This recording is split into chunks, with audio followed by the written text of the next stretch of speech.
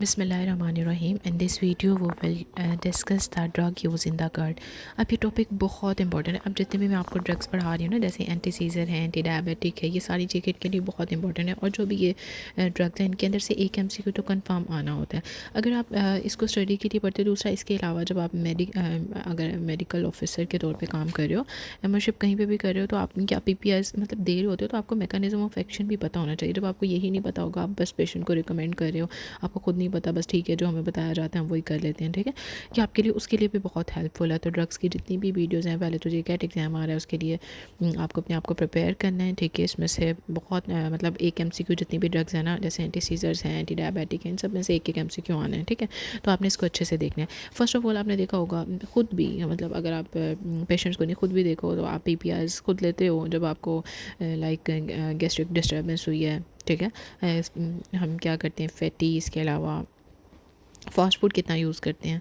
तो आपको पता होना चाहिए कि जो प्रोटॉन पंप इनहिबिटर है, इसका क्या मैकेनिज्म ऑफ एक्शन है। बेसिकली ये क्या करता है, इरिवर्सिबली इनहिबिट कर देता है किसी प्रोटॉन पंप को। प्रोटॉन पंप का क्या काम होता है, वो एसिड सेक्रेशन करता है ना, और इसकी वेरी स्लो और लॉन्ग ड्यूरेशन होता है, अप टू द 24 आवर। अब ये मोर इफेक्टिव होता है किसे, then the histamine receptor blocker. और ये क्या करता है, रिलीव करता है सिम्टम को, जो एसोफेजाइटिस है उसको भी हील करता है। और ये लेस इफेक्टिव होता है इन रिड्यूसिंग द रिगर्जिटेशन। अब इसकी टाइप्स जो होती है ना, वो आपने देखा होगा ओमेगा राइजिक यूज़ करते हैं। इसमें ओमेप्राजोल होती है, पेंटाप्रोजोल जोपेंट के नेम से आती है, एसोमेप्राजोल नेक्सियम और एसो के नेम से आती है। लेकिन आपने याद रखना, जो लेंसो और डेक्सलेंसोप्रोजोल, ये हमेशा 30 और 60 में, वरना आपने देखा होगा कि 20 और 40 में ही हम लोग लिख रहे होते हैं। अब इसको आपने जो है ब्रेकफास्ट से पहले 30 मिनट्स बिफोर देना होता है, ठीक है। अब इनिशियली ओडी, लेकिन अगर सिम्टम सेटल नहीं हो रहे तो आप उसे BD में भी कर सकते हो। इसके साइड इफेक्ट, ये एक्सट्रीमली सेफ होती है लॉन्ग टर्म यूज़ के लिए, लेकिन इसमें इसका साइड इफेक्ट ये है कि ये क्या करता है, इन्फेक्शन गैस्ट्रोएंटेराइटिस कर सकते हैं और बैक्टीरिया ओवर ग्रोथ कर देगा, ठीक है। और माइक्रोन्यूट्रिएंट जैसे कि आयरन, B12, मैग्नीशियम, इसकी डिफिशेंसीज हो सकती हैं। ये हमने देखा PPIs को, जो कि हम मोस्ट कुछ एंटीबायोटिक देते हैं, कुछ भी देते हैं, PPI साथ में ऐड कर देते हैं ना। तो आपको पता होना चाहिए कि ये कैसे एक्ट करती हैं और इसे देना कब है, इसकी डोजेज क्या होती है। Then the second one is the H2 receptor blocker. ये क्या है, इसका मैकेनिज्म, ये गैस्ट्रिक सेक्रेशन को डिक्रीज़ करते हैं by blocking the action of histamine on the brighter cell. इसका ड्यूरेशन ऑफ एक्शन जो होता है वो कितना होता है, उसका लॉन्ग ड्यूरेशन एक्शन था अप टू 24, ये है 8 आवर्स, इसलिए हम उसको ना OD में मोस्टली प्रेफर करते हैं।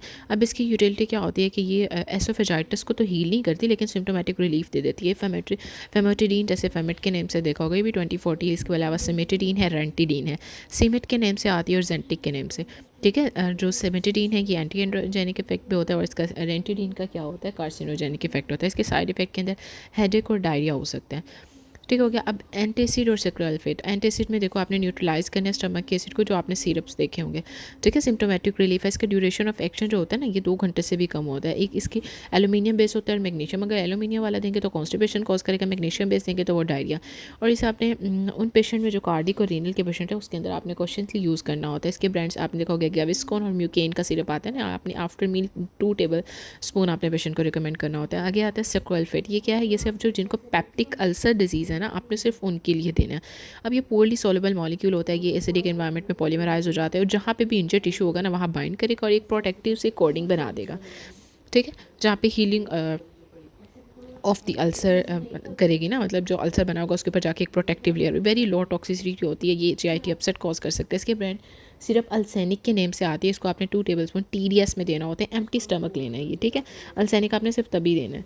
प्रोकाइनेटिक जो है ये हेल्प करते हैं विद डिस्पेप्सिया, और डिक्रीज़ करेगा किसी रीगर्जिटेशन को। इसमें प्रोकाइनेटिक्स के अंदर आप देखो मोटिलियम कितनी दफ़ा देते हैं, ठीक है, आपको कितनी कॉमन ड्रग है। डोपामिन एंटागोनिस्ट है, ये क्या करते हैं, GIT की मोटिलिटी को बढ़ा देगा। फॉर एग्जाम्पल किसी को रिफ्लक्स हो रहा है, वो जल्दी जल्दी स्टमक को एम्प्टी करेगा, फूड आगे जाएगी और रिफ्लक्स से बच जाएगा।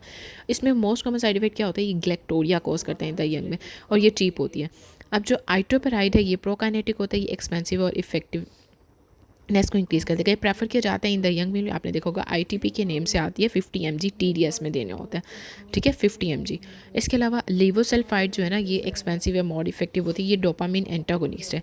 अब इसमें ये टैबलेट लीवोप्रेड जो है ना, ये 25 मिलीग्राम 50 मिलीग्राम TDS में आपने देनी होती है, ठीक है। इसके अलावा अगर आप इसे देखो, मेटोक्लोप्रामाइड जो है, ये इसमें आपने क्या देते हो, आप PPI देते हो, H2 रिसेप्टर और एंटासिड न्यूट्रलाइज कर देगा, PPI डिक्रीज़ करेगा, और H2 भी क्या करता है, ये भी इसको डिक्रीज़ करेगा, ठीक हो गया। इसके अलावा हाँ, अब स्टैंडर्ड प्रिस्क्रिप्शन जो है ना गर्ड में क्या होती है, आप एक पीपीआई ऐड करते हो, एक एंटीसिड और एक प्रोकाइनेटिक। राइजिक ऐड करोगे 40 mg before breakfast anti 2 weeks के लिए। इसके अलावा सिरप मुकीन आपने बताना है 30 मिनट्स आफ्टर द मील, लेकिन प्रोकाइनेटिक्स के अंदर आपने कहना है tablet Motilium 1 tablet 30 minutes before each meal. It's very very important. Okay, इसमें से एक ना एक एमसीक्यूज लाजमी आने, इसको अच्छे से देख लिया, आपको ऑन द डेली बेसिस भी काम आएगा। इसके अलावा for the exams also. Okay, अल्लाह हाफिज़। If you have any question you can ask me in the comment section.